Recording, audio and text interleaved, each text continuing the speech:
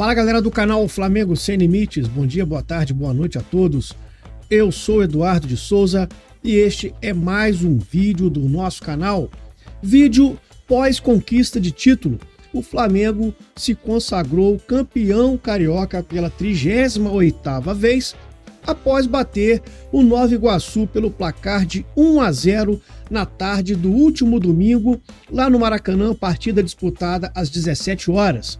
Mas antes da análise desse jogo, peço para vocês se inscreverem no canal, acionar o sininho para receber as notificações, deixa o like porque é muito importante e divulgue para os amigos e para as amigas que torcem para o Flamengo, para que o canal Flamengo Sem Limites possa crescer ainda mais.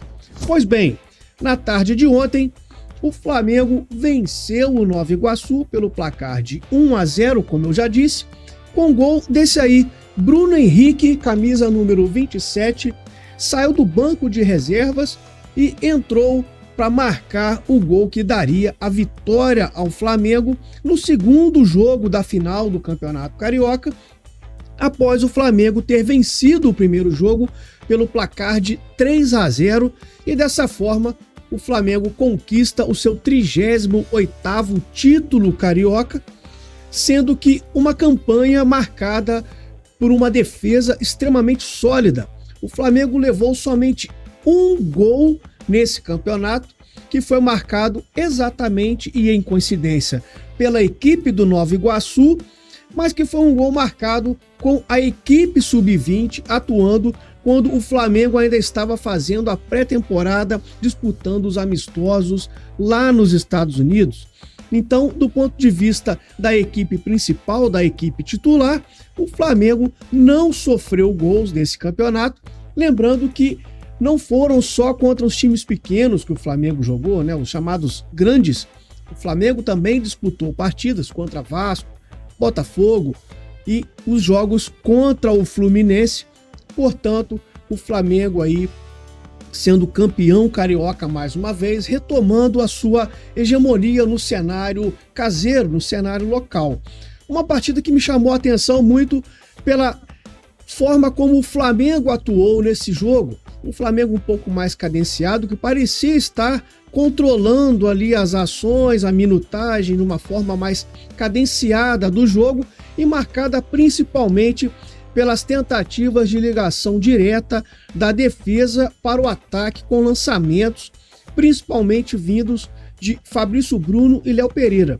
Inclusive, é através do lançamento do Léo Pereira que o Ayrton Lucas recebe uma bola em profundidade, né, porque afinal de contas a bola passou pelo Pedro, o Pedro dá um tapa para o Ayrton Lucas lança e o Bruno Henrique faz o gol da vitória. Bruno Henrique que acabava de ter entrado no jogo no lugar do Everton Cebolinha e dessa forma o Flamengo então faz 1-0 e encerra sua participação no Campeonato Carioca, mas a meu ver o time parecia estar muito mais preocupado em poupar a parte física, uma vez que o Flamengo tem um compromisso importante agora contra o Palestino na próxima quarta-feira. Então, dessa forma, o Flamengo os jogadores pareciam estar controlando a sua carga física, digamos assim.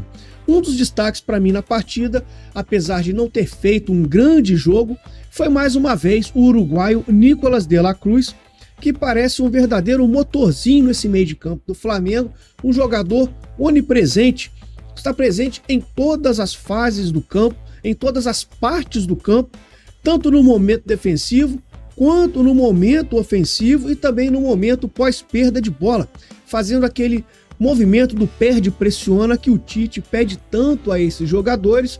Então, Nicolás de la Cruz foi mais uma vez um destaque positivo dentro dessa equipe. Pedro também fazendo ali um pivô muito importante em 3 ocasiões.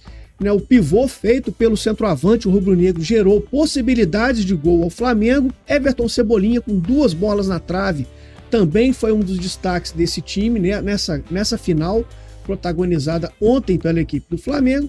E também o Varela, lateral direito, que vem se mostrando cada vez mais seguro dentro da posição, jogador que foi visto como carta fora do baralho ano passado principalmente quando o Flamengo era dirigido pelo técnico argentino Jorge Sampaoli. Parece que o Tite conseguiu ali encantar o Varela e fazer com que o Varela tenha mais confiança, e dessa forma o Varela está praticando um futebol que não havia praticado ainda dentro do Clube de Regatas do Flamengo, sendo importante nessa maturação da equipe comandada pelo técnico Tite. O Flamengo agora vai ter uma sequência pesadíssima pela frente. Acabou a brincadeira, o Campeonato Carioca fica para trás.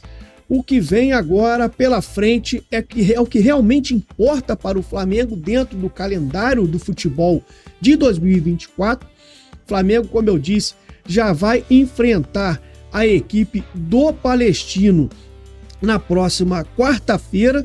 O Flamengo vai no Maracanã enfrentar a equipe chilena do Palestino às 21h30 no estádio do Maracanã, o segundo jogo da Copa Libertadores da América. Lembrando que o Flamengo empatou com o Milionários na primeira partida, atuando lá em Bogotá, lá na altitude de 2.600 metros, e agora, na próxima quarta, dia 10 de abril, enfrenta o Palestino do Chile, que foi goleado pela equipe do Bolívar na sua estreia dentro da Copa Libertadores, atuando em seus domínios. Não foi lá no alto do morro, lá em La Paz, não. Foi atuando lá no Chile. O Palestino sofreu uma derrota acachapante para a equipe do Bolívar.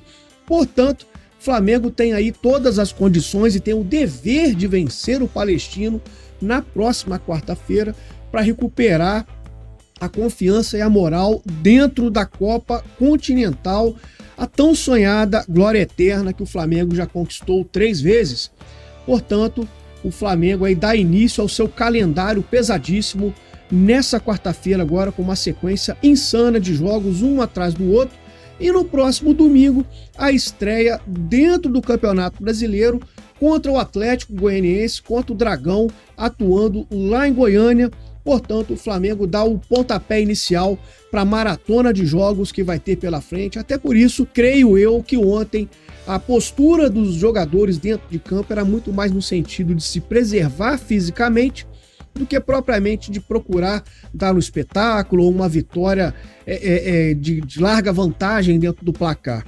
Então, portanto, a partir de quarta-feira, Copa Libertadores, Brasileiro, vem Copa do Brasil também. Então, e também, na minha visão, o Tite já começa a fazer uma gestão de elenco, preparando esse time lá na frente, quando virar a Copa América, onde certamente o Flamengo terá desfalques importantes, como o próprio Varela, que eu citei, Matias Vinha, De La Cruz, Arrascaeta, Eric Pulgar, e até mesmo os jogadores que têm condição de servir a seleção comandada pelo Dorival Júnior, como Pedro, Ayrton Lucas, Fabrício Bruno, etc e tal. Então, o Tite já vem preparando alguns atletas, principalmente atletas que são da base, como Everton Araújo, que entrou ontem na vaga do Varela na lateral direita, o Igor Jesus e o Vitor Hugo, e até mesmo o volante Alan, que mais uma vez participou do jogo de ontem.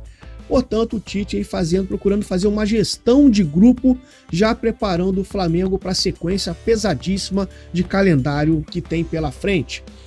Pedi para vocês, então, se inscreverem no canal, acionar o sininho para receber as notificações, deixa o like, porque é muito importante, e divulgue para os amigos e para as amigas que torcem para o Flamengo, para que o canal Flamengo Sem Limites possa crescer ainda mais e dessa forma continuar trazendo bastante conteúdo a todos vocês.